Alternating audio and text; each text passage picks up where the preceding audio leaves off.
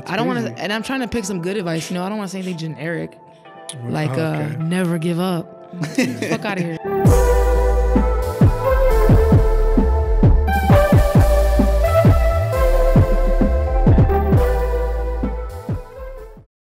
What is up, guys? Welcome back to another episode of The Ordinary Freaks. B and Eddie here, and this week's guest is a journalist and documentary filmmaker, co-director and producer of the feature-length documentary Invisible Lines, which is a project with Radio Milwaukee, and a true hustler, never stops working. So please help me welcoming Vianca Fuster. Ooh, thank you. It's good to be here with you guys. Welcome to the show. You should write my biography, man. That was man. Called me a filmmaker. I was like, oh, I forgot that I did that. Wait, do I do that? I'm a filmmaker? Oh, yeah, that's right. That's right, I'm out here. Yep. Hell yeah. All right, you want to get it going? Yeah, let's get right into it. Oh, shit. Hold on, let me fix your mic. Ask. Can we cuss? Of course, you can say whatever the fuck. I mean, you can say whatever you want. All right. Yeah. So, to get into it, where did your fascination with documentation and film begin? Oof. Like, what's the first memory that comes to mind? Wow. This came to me instantly, and I feel like usually it takes me a while to, like, I got to think about things sometimes. But so I remember in high school, it was like my junior year of high school, there was a documentary called The Bones Brigade that came to the Milwaukee Film Festival. And I went to watch it, and it was the first time I'd ever gone to the Milwaukee Film Festival, first time I'd ever seen a documentary on a big screen, first time I'd ever gone to a movie by myself. Like I legit, and it was homecoming dance that night, right? Ooh. So I went, instead of going to homecoming, I went to see this documentary. Okay. And I thought you were like after homecoming dance. No, I went documentary first, and then I went to homecoming. All right. And so it's like about the Tony Hawk era of skateboarding and like all of those famous guys that really got skateboarding popping in the 80s and 90s. Yeah. And I was like, damn, this is really dope. And I've always been a fan of skateboarding, and I used to skateboard when I was younger. So seeing it on the screen, and I was like, you know, I used to play these people in video games, you know, and the pro skaters, these were the characters. Yeah, those Tony Hawk games were. Yeah, like and you're seeing Skate all 2, of the Skate dudes. 3. Yeah, exactly. And you're seeing all of them there. And I was like, man, how dope would it be to be able to be asking those questions, right? Right. And so I think that's kind of where it started, but I definitely didn't know then that this was going to be my path at all. Right. You know, I still thought, I'm probably going to go to med school when I graduate from high school. So, but that was like, that's when I started becoming a bit obsessed about, you know, with documentary films, period. You know, and then I got access to like Netflix and shit like that. So, you know, it just. So what year was that?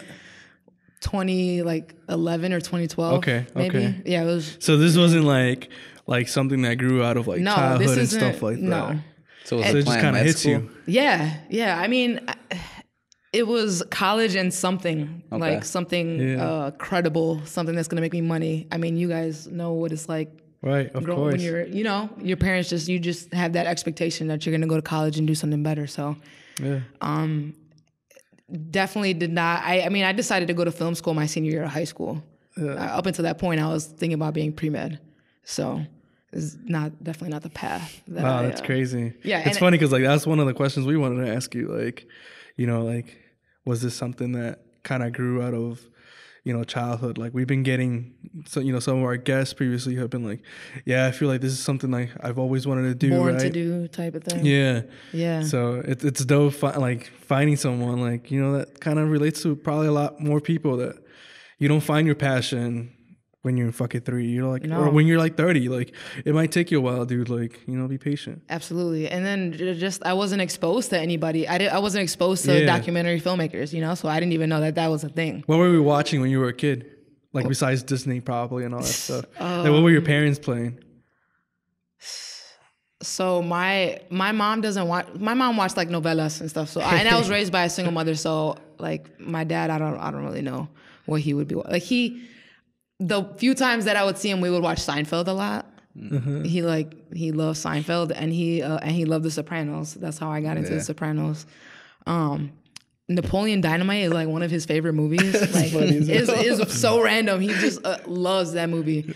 So like, I don't come from a background of like, or a family with really good movie taste. Yeah. You know, like I didn't see a lot of the classic films until after like I moved out and was in college, and like, you haven't seen Back to the Future, you haven't seen, you know, like I was like, yeah, I haven't seen any of these, you know? So my family has good taste in music, but not good taste in movies. So yeah, I definitely didn't know that I would be a filmmaker. So you go to film school. What's your first project or first experience actually filming, not just like the aha moment? I'm like my sophomore year, or no, it was maybe the second semester of my freshman year. I took this film class, and I had to we had to produce two short films, one documentary, one narrative. And my narrative movie was so trash, so trash. And looking back at my documentary, that shit was so trash too. But every creative has that story. Yeah. But my aha moment came like right in that class. You know, it was the first time I ever shot a project and edited a project ever, in college. And it was the first time that I realized, like, I don't want to tell scripted stories. Like, I just appreciate spontaneity and real, you know? So yeah, I don't really remember that much from Columbia. It feels like so long ago. Yeah. And I mean, if I could go back and do it over again, I would, but my experience with Columbia is just overshadowed by so much work, you know? I spent so much of that time working. Gotcha. So, yeah. So you go to Columbia, you're doing filmmaking, you're like, I'm following my passions. What led you to do journalism? And like, how did that turnaround point? Like, can you explain that kind of more detail? Yeah. I mean, once I realized that I really liked doing documentary, I was like, I mean, I've always been a good writer. I had a bunch of photography gigs. Like, I kind of was a jack of all trades type of person. And so once I realized, like, oh, I like telling true stories, I thought, like, all right, I'm going to make my own major. And that's what I was doing at Columbia. I was designing my own curriculum. I was, pulling from the journalism department and also pulling from the film department. And then I took a year off because, school in Chicago is hella expensive. Those student loans are all in my name. So I was just like, all right, I need to pause and save up some money. And when I came back to Milwaukee, it was just easier and cheaper for me to finish my degree in journalism. And I feel like it's kind of fucked up to say, but like the things that I would have learned in film school, I could really just learn on YouTube. Yeah. Really? You know? I mean, I've learned more since I've left film school about, being a filmmaker than I had while I was there. Yeah.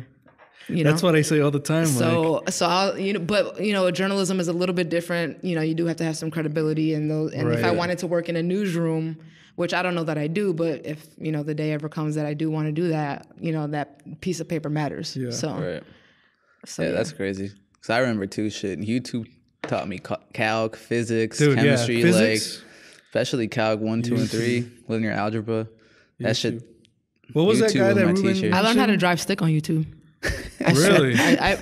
I when I was in Chicago, I bought my first car on my own, and it was a stick shift Honda Civic, and I bought it. I didn't know how to drive it. I taught myself on YouTube while I was sitting in the car, and then I figured it out. And, weren't you whipping a Honda Civic 2 stick, right? Like that was your first stick car that you learned on? I love driving stick. Me too. That's what I drive now. Yeah. I'm lazy. Do you know how to ride a motorcycle? No, I've always wanted to. YouTube, bro. YouTube. Yeah, YouTube. It's just like driving stick, really. It's dope. Just YouTube it, man. Tight. I was going to ask you something. I completely forgot about it because I got YouTube now in my mind. But, I guess let's fast forward a little bit and talk about, this feature-length film that you guys submitted and got to premiere it at the Milwaukee Film Festival, the 10th anniversary, which I think is a huge fucking deal. Can you just give a brief, like, for the people that don't know, maybe not heard of it, and like not even aware of Radio Milwaukee, like, what was that about? And like, so the film is called Invisible Lines, and it's kind kind of like a first-person narrative about what segregation and discrimination in Milwaukee feels like. Mm-hmm. And so when we set out to do the series, we made it a priority to let people decide what their stories were going to be. And we also made it a priority to have no white people in it. So it was very intentional. There's no white artists in it. There's no white interviewees in it. The only white people that were there were my other two co-producers. And so it was originally a series that we put out in May, like a web series. Mm-hmm. And when it got into the film festival, we were like, all right, we got a month to turn this 6-episode series into one cohesive 90-minute movie. And we did that in all of September. I honestly don't even remember anything from September. It's such a blur. Up until the film festival, everything is just such a blur because I've been so busy with this project and so consumed by it. But yeah, it premiered and it was very surreal to have a line out the door of people wanting to come see your work. And it's just gotten a lot of feedback since we premiered it. We've been getting so many emails about either coming in to do discussions or making it a part of school curriculums, even work curriculums, and screening it at other places. So yeah, I didn't think at my age that I would have a director's credit for a feature-length project. Yeah. And I've only been working at Radio Milwaukee for a year. So it's it feels pretty damn good it's been 1 year and this is what I've accomplished. But at the same time, it's damn, I set the bar really high for myself. First year, job out of college. Yeah. I mean, you literally just graduated. Now I got to be at that level all the time. So you just graduated. It's insane. Yeah. That's crazy. Not only that, but going from watching the film there for your first time before homecoming to now being producer and what was that span? 5 years? That was and that's another thing too is when I graduated high school that summer, I was an intern from Milwaukee Film. They used to have this educational film program called Collaborative Cinema, and it was the last year they did it, and I was one of the interns for the last year. Yeah. So it's damn, 5 years later, I come back around with this. Yeah. Super full circle. I've been having a lot of full circle moments lately. It's been weird, but yeah, it was dope. That's awesome. Yeah. How was that process I guess shooting it, going back to Mason's, you don't have any recollection of actually re-editing it. Yeah, those are the longest nights. How was that shooting? How were you able to source, not only the people that were featured in it, but the whole process? The way we got the people that were featured in it was kind of random. For some of them, we tapped into just because 88.9 has so many connections, we just were tapped into other nonprofit organizations or social justice organizations or whatever that might be able to give us a lead, and that's how we found some of them. And then some of the other subjects, we legit met them while doing other stories and just walked up to them. There's this woman in the film called LaToya who ends up being kind of the main character for it, at least for the movie version. And Nate and Laura, my two colleagues, they met her because they saw her at a tree, a memorial tree, and they were mourning this kid that got shot a couple of days ago. Sure. And that's how they just sparked up a conversation, and then boom, a year later, we've known her for a year now, and she's a big part of the film. Yeah. So it's so it varies how we find people. Sometimes they come to us, sometimes we just stumble upon them. Yeah. And shooting it, it's a team of 3. It was me and Laura shooting and editing most of it, and it was a process. We reshot some things for the film. We didn't reshoot too much, but we shot some new scenes. LaToya was the only subject that we really followed up and shot some brand new stuff with too, and new interview footage with. Mm-hmm. But yeah, we just we shot those on Sony A7Ss and just some run and gun, minimal budget, minimal things, but we made it happen. So yeah.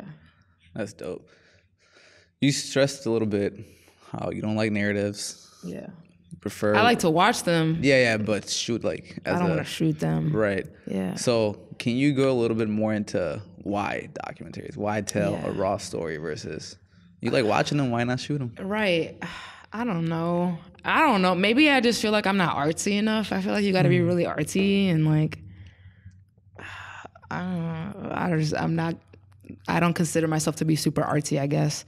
And just because, I mean, I have been through so much real in my life at a very young age, and I had to grow up at a very young age, and I've experienced a lot of trauma and tragedy at a young age, that it's like sharing my story and seeing how it has affected other people when I have shared that story, and just like that ability to get someone else to be that vulnerable with you as well. I think it's really special, and I think it's like the biggest privilege in my work, you know, that I can get someone to like share their life story with me, whether it's good or bad.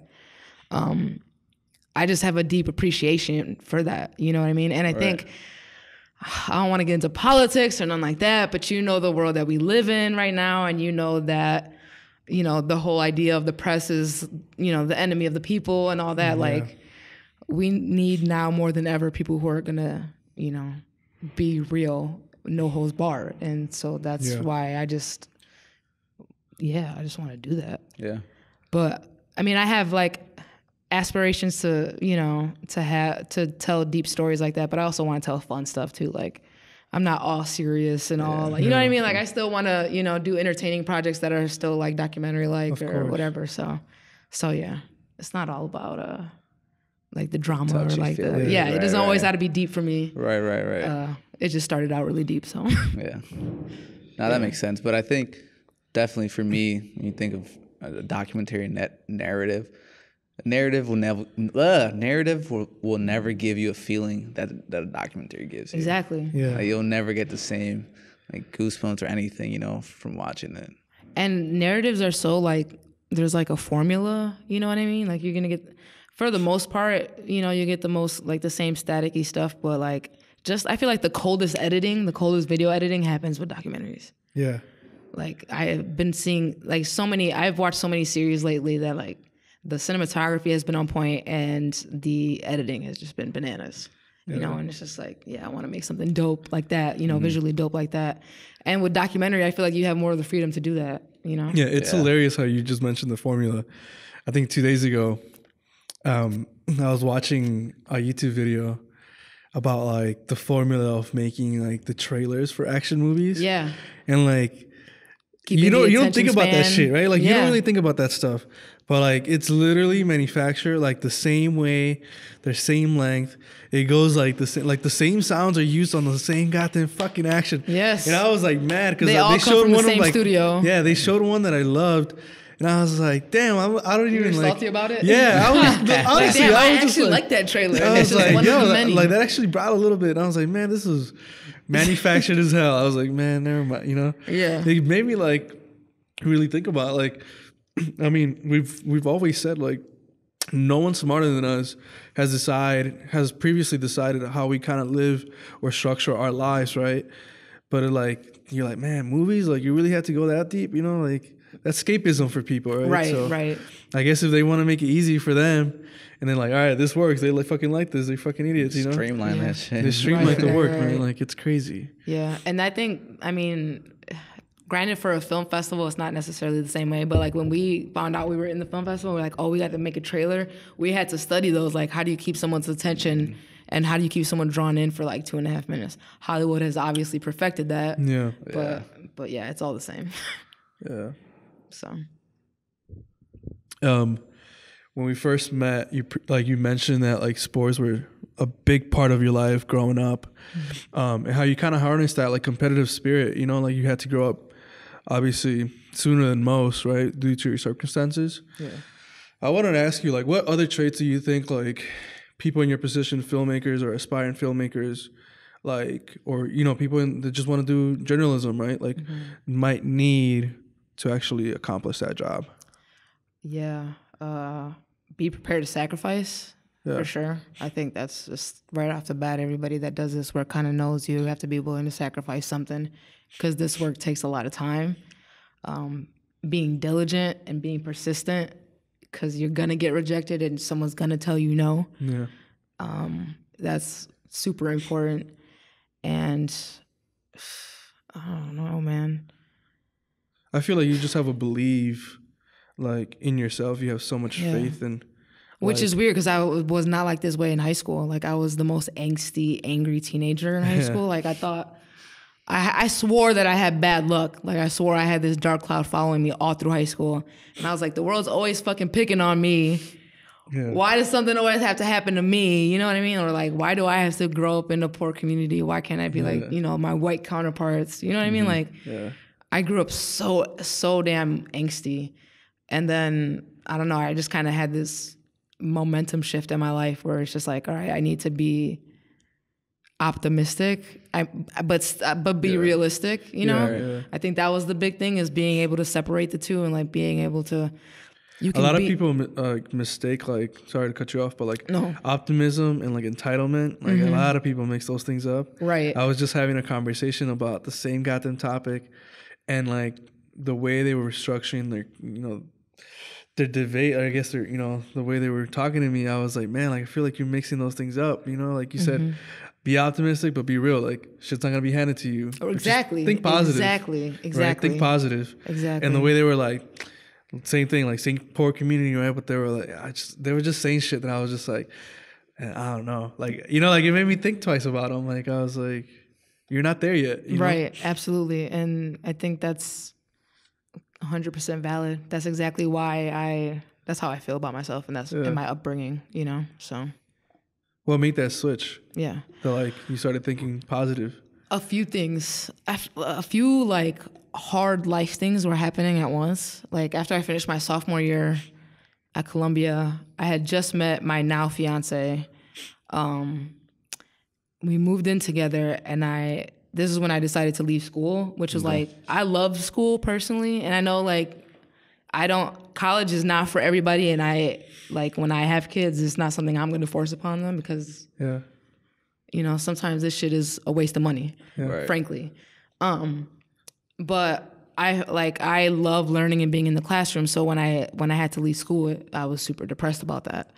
And then later that year, so I dropped out in the spring. Later that year, I lost my stepdad in a car accident.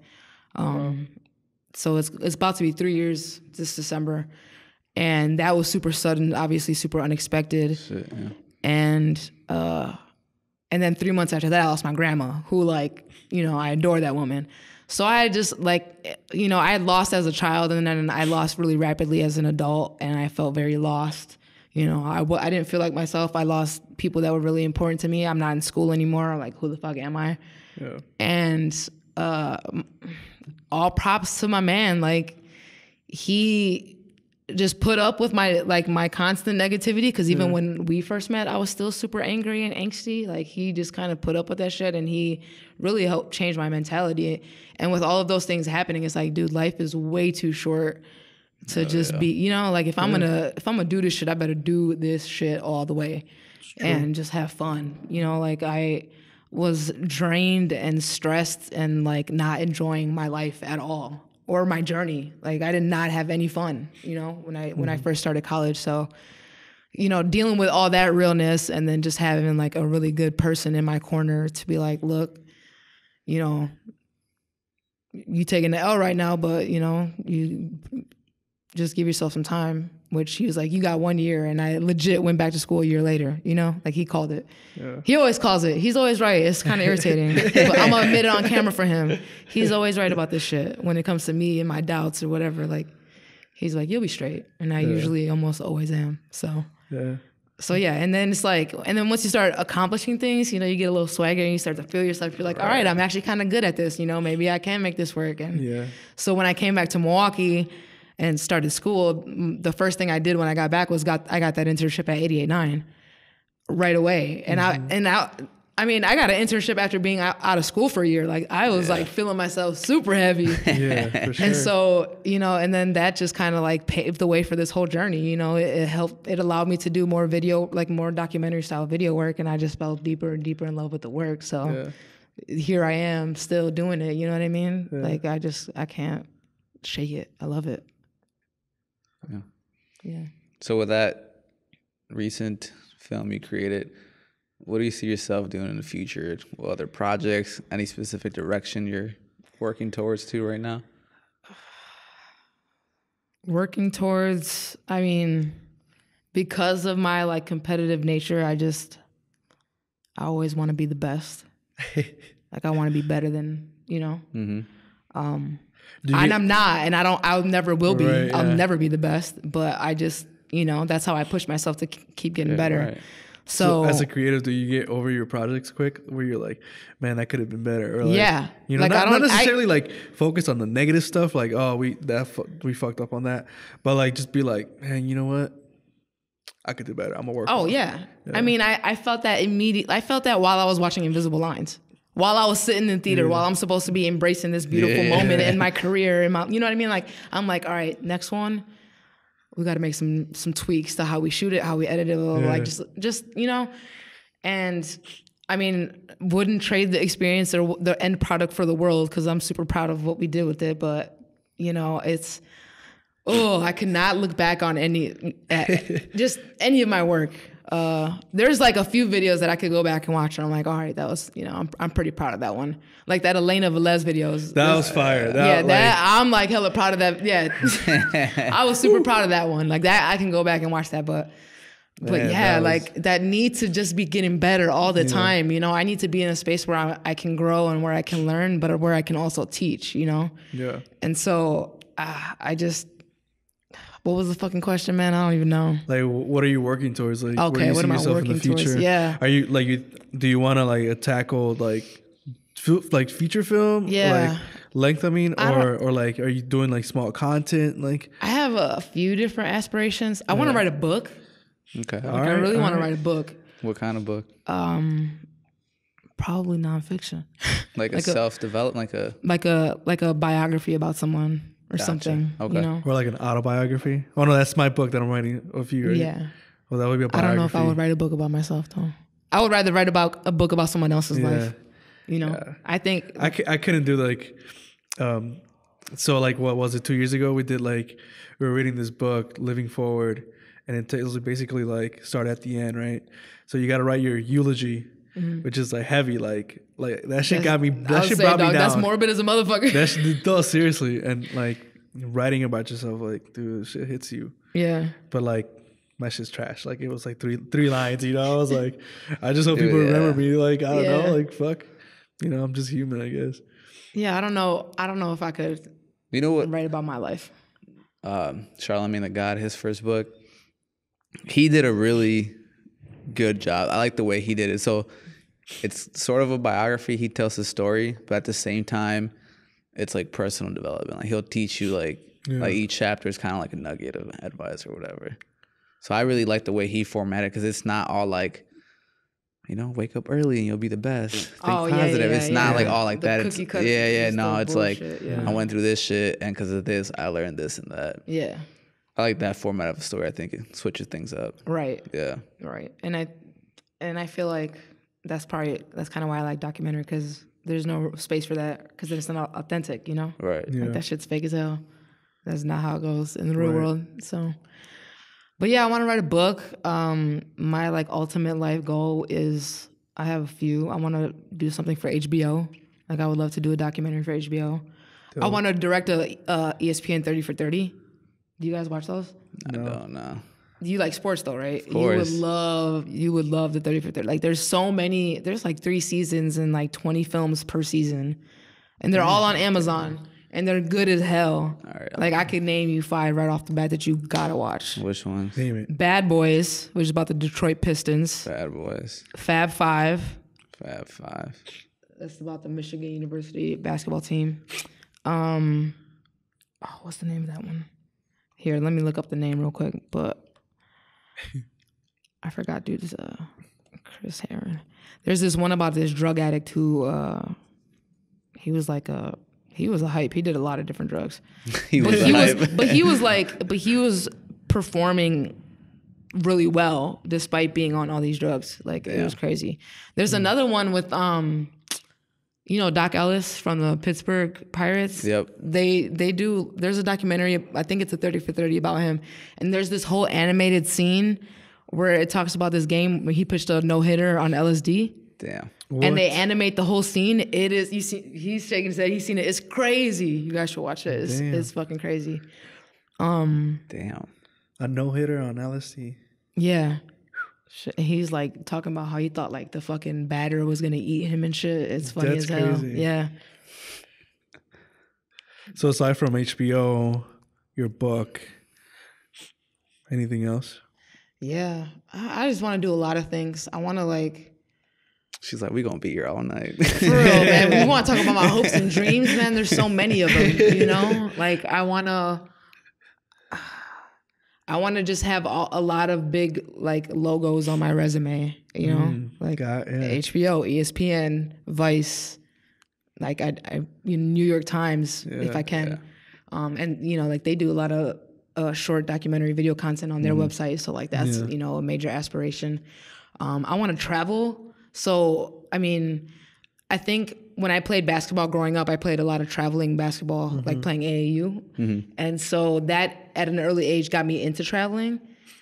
And I knew that, you know, once I figured out like what I wanted to do in college and shit, I was like, all right, whatever job I get, however I decide to establish myself, I want to make sure I have a traveling component to what I do.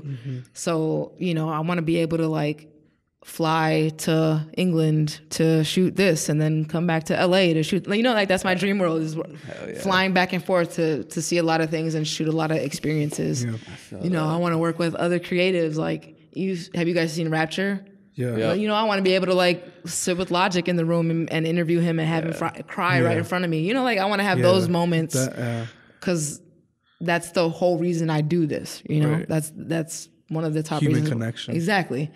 And that's why I think, I don't know if it's a good thing, but you're not really like when you tell a story about somebody, at least in the journalism world, it's rare that you like stay connected with them. You kind of do a story on somebody and then you move on to the next one, and it's like, but when you know, we're doing documentary work and we're actually also building relationships with people. Like, you know, these people have become damn near friends and family. So I think I love having that connection and just knowing, you know, what could come out of having that connection with somebody. And so, yeah, I'm just like forever chasing that, and I want to chase it around the globe, essentially. So, that's dope. What advice would you give to someone in high school, senior year, they don't know what their next step is? Oof. What would you tell them? Don't go to college right away. Don't waste your money. I would just, like, for real, that's just my practical advice. Especially if you don't even know you want to go to college, like don't bother wasting the money. Do not get caught up in the student loan system. It's not worth it. And if you think you want to go to college, but you're not sure what you want to study, start off at a technical college. Like if I could go back and do it again, I would have started at MATC. I would have saved so much money. Yeah. For one, that's like just the practical advice. But as far as passions go, like don't feel afraid to follow your gut, or don't feel like you're too young to follow your gut. Because, you know, under the age of 18, you know, they want you to have all these life decisions made by the time you turn 18, but then they tell you like, oh, that's not realistic, or, oh, that's not, you know, you're not going to make any money doing this, you know? Yeah. Just trust your gut. If you know yourself enough, just trust your gut and just go after it regardless. And also like, just, you know, sacrifice is okay. Like, believe me, there's plenty of time to get into some stupid shit. Like, get into some stupid shit because you need to. Like, all children need to do that. You know, everybody needs to have fun and, like, do silly shit. Yeah. But at the same time, like, you don't have to. I could count on both of my hands how many times I partied in college. You know? And I think that's a testament to how someone like me ends up with a full-time job and a salary before they even graduate. You know what I mean? So temporary sacrifices for a better long-term, like if you really want this, that's what it takes, and be prepared to do that. That includes relationships, that includes family. Like my family doesn't get this work, you know? And that's the hardest part about doing this work is like, and y'all know it because y'all are creative and you guys come from the same institution, like family institution that I come from, that they don't understand it. And even when you get into it and you're good at it, they still don't understand it. When I told my mom I was going to film school, she was about to lose her shit. She about to whip your ass. Now she gets to see me in a documentary and she's like, oh, baby, I hope I see you win an Oscar someday. You know what I mean? Like, and it took years for her to come around. And so definitely takes time. So just don't let that pressure like dictate what you do. Cause I've seen so many of my peers who will do things to make their families happy and they're just miserable. You know what I mean? And it's like, dude, you're too young to be that miserable. Exactly. So fuck it. Damn, that's dope. Exactly. So what's the best advice you've gotten and who did it came from?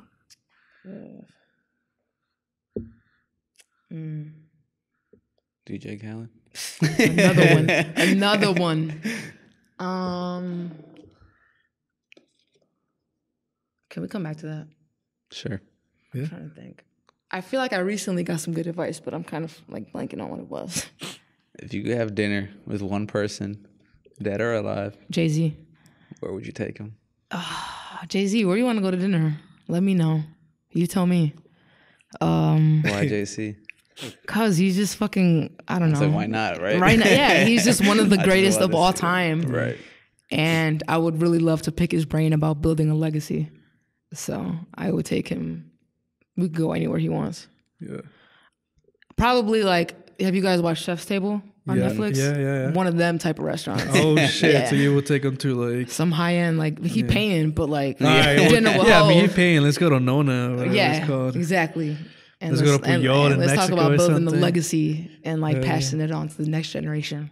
So Jay-Z is just. Don't you feel like now that you mentioned that, I feel like people in that certain like power status, right? Like idols, right? People that already have like cemented their names onto history should have some more of that, like those talks with like, I mean, I'm sure they do it, right? But like, I feel like the average Joe should have a shot, especially with like the video content now, right? Like they should just record themselves. They don't have to go to dinner with them. Just be like, look, this is what I did. I'm not telling you this is going to work for you. Right. But if you're curious, I'm going to give you a little bit of the formula. Yeah, I think Jay-Z still comes from that old school generation where it's like the artists of our generation who use Instagram to like, Right. Cardi B and all these other artists, it's basically their diary. Yeah.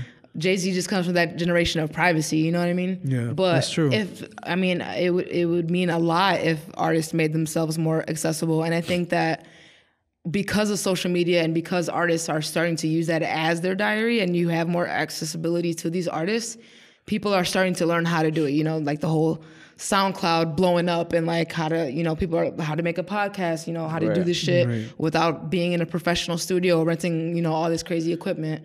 So shout out to social media. And cost of entry so much. For real. Way less. How much money did you guys save?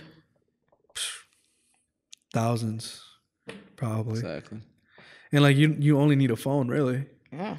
Everybody got an iPhone nowadays. Dude, you can shoot films. You can shoot features with an iPhone. Like, we're shooting it on the iPhone right now. okay, what's up, what I'm iPhone saying? over there? iPhone gang. Hey, Apple, if you guys want to sponsor. Blue Bubble gang only. Come through with the endorsement, please. Milwaukee's here for you. Bring us another Apple store too. So before we get to that advice question, Yeah. what's the most common reason that people fail or give up prematurely? Going back to like that, like advice you would give to someone, maybe. Right. I don't want to like come off as I'm like attacking the next generation of, after us, because I don't want them to be like, I got faith in y'all. We're going to leave the world in good hands, But I think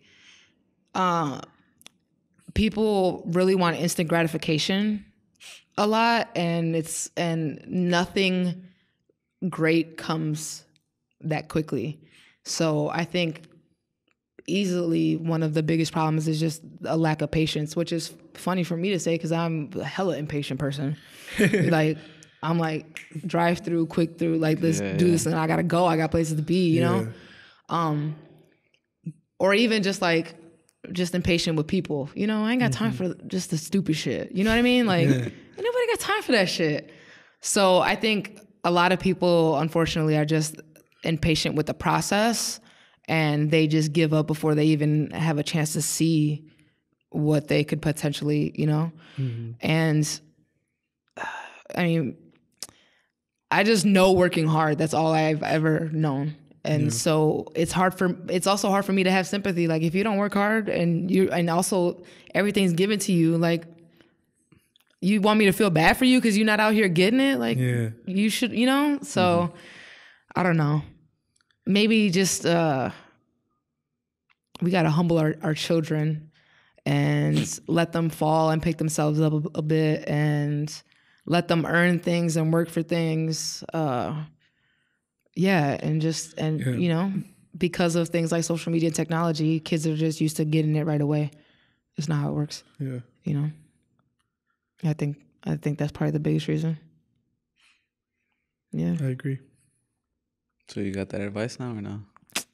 Yeah, man. Let me get a motherfucking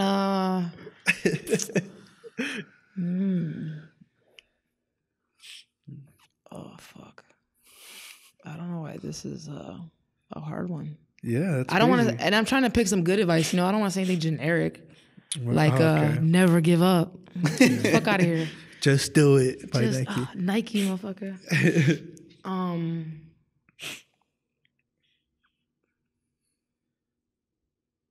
We've never. Okay, I got a couple things. Oh, let's go.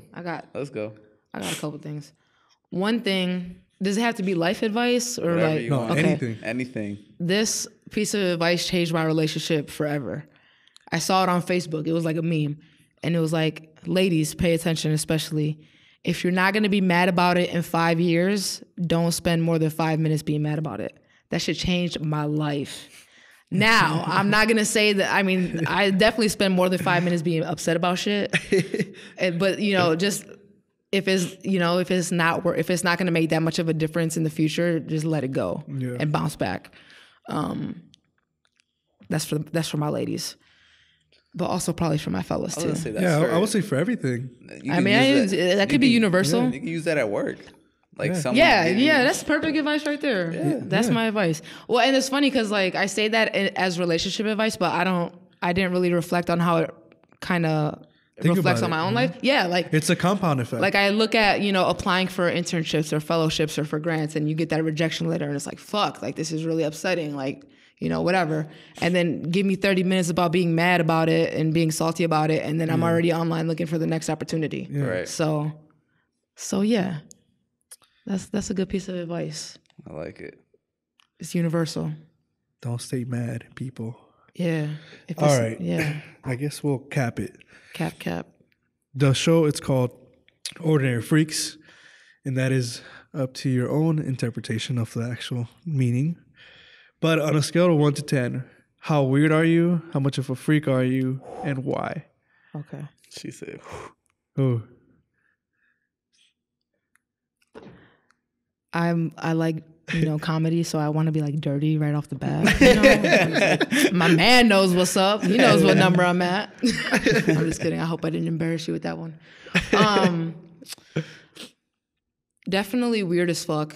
I'd say like a 10 right off the bat. I'm not trying to be cocky by any means because I was a really ugly child, especially. I'm a beautiful woman. You know what I mean? Like I'm out here doing it. But I still be doing really weird shit. So, I have really weird habits. Do I have to list any of them? I was about to ask you, like, if you wanted to, that would be pretty fun. You don't gotta go like crazy. Like I just have like weird eating habits. Like I put ketchup in my eggs and shit like that. That's not weird. That's not really weird. We do that. Weird. And every Mexican. Is that a Latino thing? Yeah, maybe it is. Every we ain't got no other fucking condiments in the house. I do that. Shit. Yeah. I guess that's not weird. Like it, but I don't know. I just think I'm weird, but I'm sure I'm pretty normal in comparison. Freaked out for show. Freaked out for show. And just because, Giannis is like, stay freaky is the hashtag. So I feel like I got to be as freaky as I can be in all aspects of my life. So that's the answer I'm going to give for freaky. All right, dope. Before we let you go, where can people find you? www.viancafuster.com. And if there's anybody out there that's like into web design, holla at me because I need to do something with my website. This is a call This is a call for resumes. Call for entries, guys. Yeah, call for entries. Instagram, Vianca F _, and on Twitter. My Instagram story is basically like my diary. So if you want to laugh at some random ass shit, and if you want to see me be weird, that's most likely where you're bound to catch it. Yeah. And if you need like any motivation, like I don't know, you're feeling lazy, she'll definitely she'll shit on you. Yeah. Trust me. I mean, I get more done before y'all even wake up. Yeah. So it's real. Follow me on IG. I got y'all. Take you on this little journey and show you how to do it. Do it. All right, Vianca.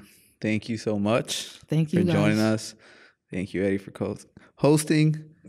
Chato behind the camera. Thank you. Gang, Thank you, B. Ordinary Freaks, we're out. Peace. Peace.